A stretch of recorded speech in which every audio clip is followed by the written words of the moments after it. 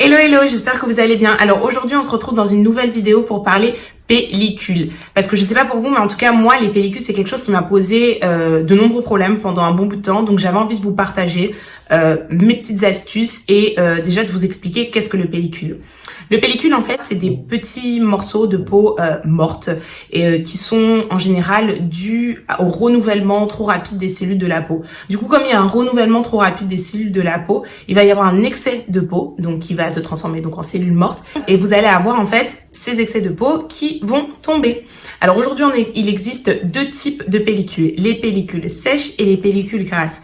Les pellicules sèches, comme son nom l'indique, ce sont des pellicules sèches. Vous voyez par exemple en hiver, quand vous portez un joli petit pull noir, vous allez vous retrouver avec des petits résidus de peau morte. Et ben voilà, ça c'est des pellicules sèches. En revanche aussi, vous avez les pellicules grasses. Donc comme son nom l'indique, ce sont des pellicules grasses.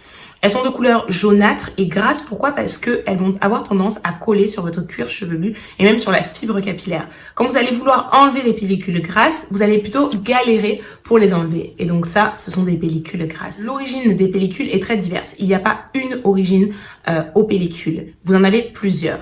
Les origines sont l'apparition d'un champignon,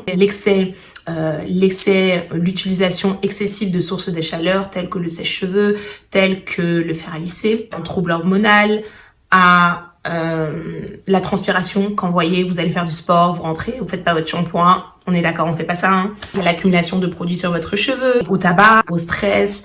Vraiment, il y a diverses origines et c'est à vous vraiment de voir quelle est votre routine, de voir qu'est-ce que vous faites qui n'est pas bien et d'adapter en fait ou de diminuer pour justement essayer de réduire l'apparition de ces pellicules. Alors moi, qu'est-ce que je fais pour réduire, pour atténuer mes pellicules? Déjà, je vais vous partager moi ce que je fais, mais encore une fois, ce que je fais pour moi n'est pas forcément bon pour vous. Vous voyez ce que je veux dire? Donc en gros, les produits que je vais utiliser, ok, ils me conviennent, mais ça va pas forcément vous convenir. Donc c'est important déjà dans un premier temps, avant de vous ruer dans l'achat d'un produit, de connaître quel est votre type de pellicule. Si vous avez des pellicules plutôt grasses ou si vous avez des pellicules plutôt sèches. Moi personnellement, j'ai les deux, donc voilà.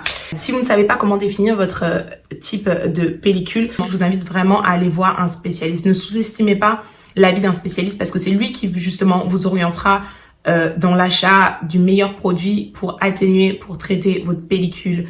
Donc voilà, si vous pouvez aller voir un spécialiste. Alors aujourd'hui, moi j'utilise la marque Azayam et plus précisément la gamme pour le traitement du cuir chevelu.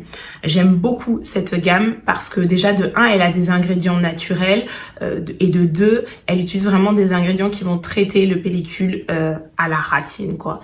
Et donc là, par exemple, dans cette huile de traitement pour cuir chevelu, vous retrouvez de l'huile d'olive, vous retrouvez de l'huile d'arbre de thé, mais il y a également de l'huile de coco, de l'huile de jojoba, de l'huile de tournesol, de l'huile de menthol. Voilà, c'est vraiment des ingrédients qui ont des vertus cicatrisantes, nourrissantes et hydratantes et qui aideront vraiment à lutter contre l'apparition des pellicules. Alors moi, comment je l'applique? C'est vraiment très simple d'utilisation. Comme vous voyez, il y a un petit embout, donc ce qui va faciliter l'application. Vous n'avez même pas besoin d'utiliser le peigne. Moi, en général, je l'applique la veille, donc tac tac tac sur tous mes cheveux.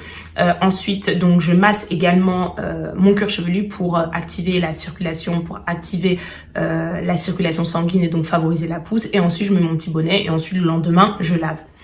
Et je lave toujours avec le shampoing donc de la même marque et même gamme, Azayam. Dans ce shampoing, il a à peu près les mêmes ingrédients que dans l'huile, à mon avis à plus faible dose puisque c'est un shampoing.